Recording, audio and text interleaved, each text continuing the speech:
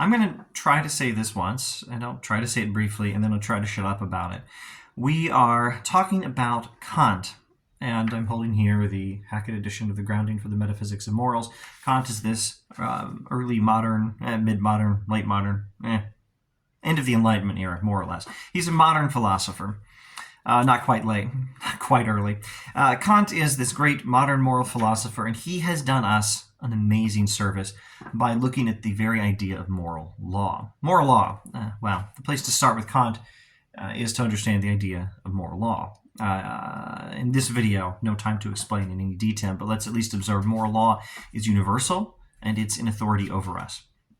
Okay, so Kant has done us a great service by looking at the idea of moral law, and the very idea of moral law, it turns out, can teach us a lot of things about what is right. The very idea of moral law can show us, in particular, how to act properly. For any possible course of action, we can consider what Kant calls the categorical imperative, which will test test actions to see if they're consistent with the moral law. Since moral law is universal, it means we cannot act according to principles or standards or reasons that we couldn't wish that other people would also act according to. We can't be selfish jerks and expect other people to follow standards of behavior that we don't want to follow ourselves. We can't recognize our own value, recognize that we matter, and then not recognize that other people also matter. And so Kant's famous categorical imperative is a strategy for testing some proposed course of action to determine whether it is consistent with moral law.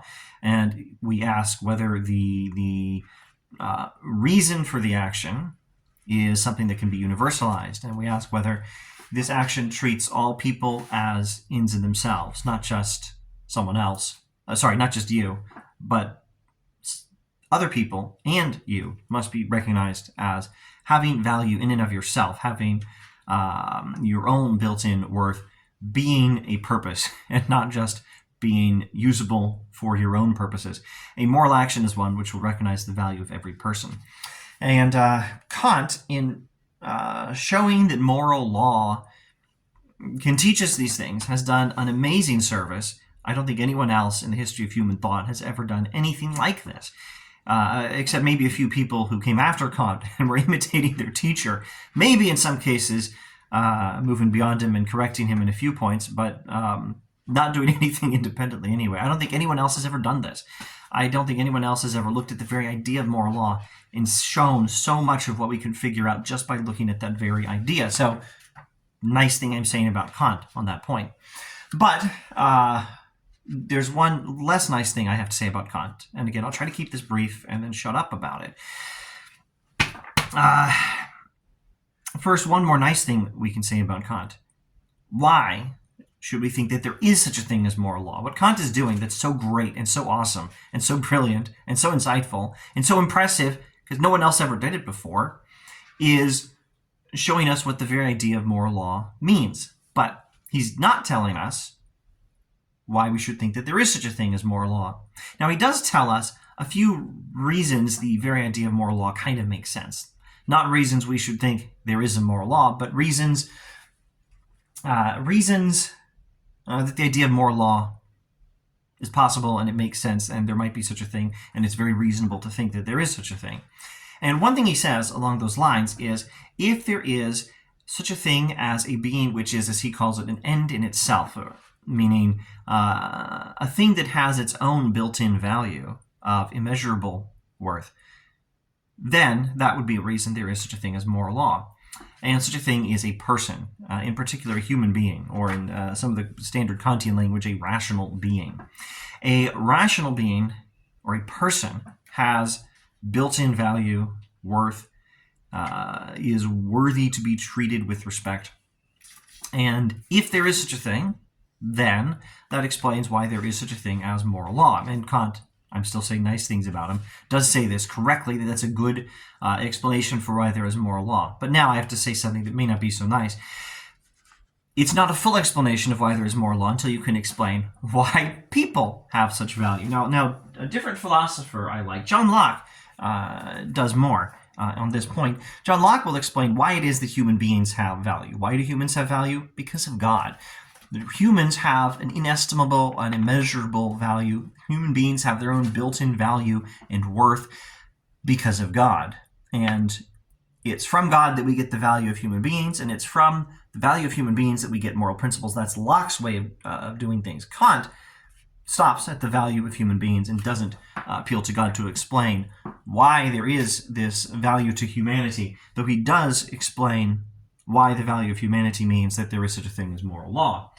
And so the less nice thing I could say about Kant is he ends up not giving us any reason to think that there is moral law. Nice thing, he is doing an amazing job explaining what we can learn from the very idea of moral law. Another nice thing, he says some useful things about why the idea of moral law makes sense. Among them, the idea that moral law makes sense if there are beings who have value in and of themselves, who have built-in worth, in particular, rational beings, people, humans especially. And then, less nice thing about Kant, he still doesn't give us a reason to think that humans have this value, or a reason, therefore, to think that there is moral law. In fact, if I understand his philosophy, he actually doesn't think you can give reasons for that. I'm not a great Kant scholar, but that's my working understanding of Kant. So, where does that leave us? It leaves us understanding what the idea of moral law means, seeing that the idea of moral law kind of makes sense for this reason and that reason. In particular, if human beings have value in and of themselves, then that explains why there is moral law. But then why would humans have that kind of value? If you go one step deeper, and this is something like a criticism of Kant, I don't think he gives us a reason to think that we do have that kind of value. And I guess that's it. Maybe one more thing, though.